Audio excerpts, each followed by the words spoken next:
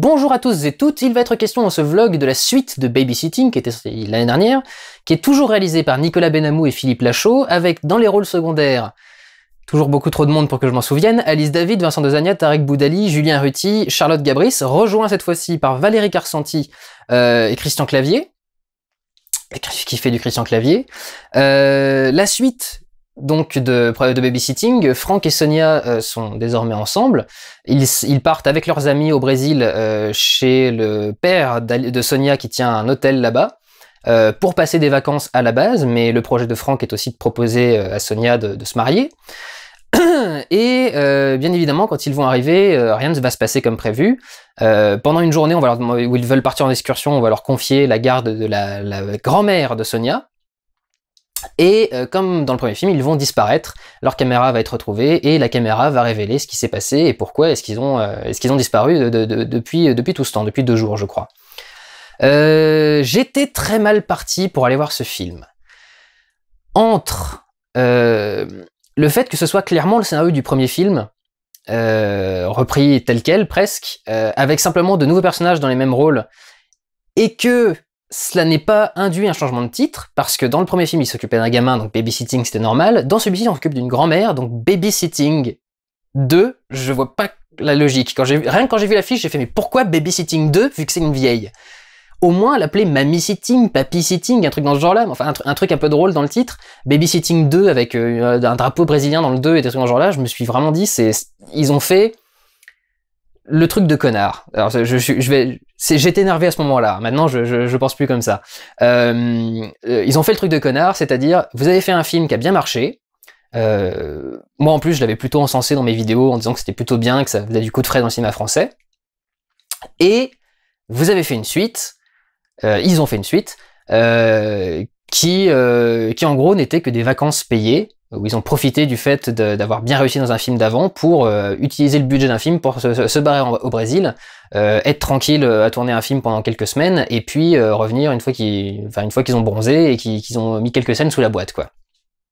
Donc j'avais très peur que le film soit feignant et fainéant, et j'avoue qu'au début de film, j'étais encore sur cette idée-là, parce que c'est, en tout cas au début, pour beaucoup d'aspects du film, très cliché. C'est-à-dire qu'il y a beaucoup de choses qu'on a vues 17 000 fois, ne serait-ce que la gestion de la relation avec la belle famille. On a eu toute la saga qu'a créé Ben Stiller autour de ça, avec mon beau-père et moi, et qui là aussi est très basique. C'est-à-dire que le mec qui arrive et qui veut demander sa copine en mariage, donc évidemment ils vont s'engueuler quand ils vont arriver. Avec les beaux-parents, ça va bien se passer. Et la grand-mère, c'est le modèle de la Tati Daniel, c'est-à-dire la petite vieille acariâtre qui envoie des saloperies à la gueule de tout le monde. Qui au début me paraissait trop cliché pour ça. Et en fait, ce qui est assez drôle au final, en dehors du film lui-même, c'est que ils partent sur énormément de clichés, mais l'aboutissement de ce cliché, la résolution, est tellement originale et tellement surprenante que ça rattrape tout, que le fait que ça soit parti à la base sur un truc ultra basique, on lui pardonne parce que à la fin il nous a amené quelque chose d'un peu neuf et de pas trop vu. Même si évidemment ils ont pas pu inventer des trucs révolutionnaires à chaque fois, il y a des résolutions de situations qui sont vraiment intéressantes et qui sont plutôt bien faites. Le résultat final est vraiment bien foutu. Ils profitent de tout ce qu'ils ont pu réussir à avoir dans le premier film pour faire quelque chose d'audacieux et avec des moyens. Le fait d'aller tourner ailleurs, c'est finalement quelque chose aussi qui coûte un peu plus cher et qui est un peu plus audacieux, même si c'est une belle destination très sympa où on peut bien profiter de ce qu'il y a entre les temps de tournage. Ça coûte plus cher d'aller tourner là-bas et de déplacer une équipe. Et puis ce qu'ils ont fait était assez original. Après, c'est tourné à la GoPro, mais je sais pas jusqu'à quel point c'est de la vraie GoPro, mais c'est vraiment plutôt bienvenu et audacieux. Et plutôt bien fait, et par exemple, il y a une scène de saut en parachute. Le plus audacieux là-dedans n'est même pas la saute en parachute. Quand je suis tombé sur cette scène, je me suis dit, what the fuck, qu'est-ce qui est en train de se passer? Il y a un truc très surprenant dans cette scène, je ne sais pas comment ils ont réussi à faire passer ce truc dans le film,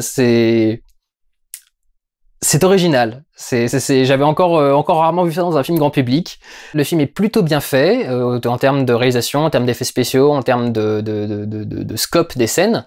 La scène du saut en parachute, par exemple, n'est pas simulée, n'est pas fait en effets spéciaux. Apparemment, elle a vraiment été tournée telle quelle. Ce qui est plutôt audacieux, encore une fois. Et du coup, on part avec un film qui met plutôt de bonne humeur et qui est plutôt sympa. À la fin, il y avait une espèce de musique un peu brésilienne, évidemment. Et ma salle, en tout cas, a commencé à partir, à battre en rythme avec la musique brésilienne avant, etc. Enfin, avant de sortir. Quelque chose que j'ai pas vu souvent se produire. Donc, vraiment, c'est un film qui normalement réussit bien à vous faire décrocher et à vous décontracter et faire rigoler pendant quelques minutes. C'est plutôt intéressant et c'est plutôt sympa par les temps qui courent. Donc voilà, c'est plutôt pour moi plutôt une bonne réussite et vraiment je partais pour le détester. Je partais avec l'idée que c'était une suite dégueulasse et faite à la va-vite et en fin de compte même s'il l'a fait vite, même s'ils l'ont fait vite, ils ont trouvé les bonnes idées pour que ça soit pas un gâchis. C'est un film qui vaut ce qu'il vaut et qui fait ce qu'il promet en gros.